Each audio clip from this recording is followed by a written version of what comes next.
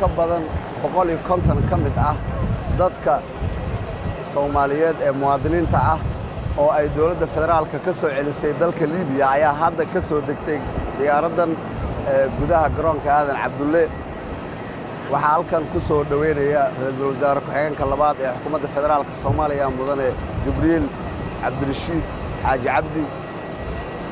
wasiir ku-xigeenka wasaaradda arrimaha dibadda mudane Isaaq Maxamuud Mursal ogayaha joogtada ee xafiiska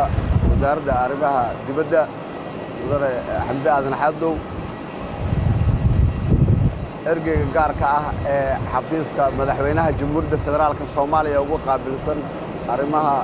soo celinta muhaajiriinta iyo xuquuqda carruurta ee xukuumadda federaalka Soomaaliya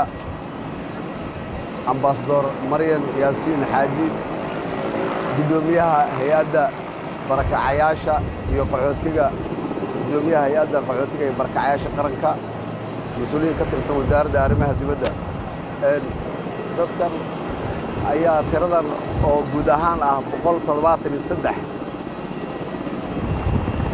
waxaa sidoo kale 22 qof ay diyaaradan ka dejisay garoonka magaalada Hargeysa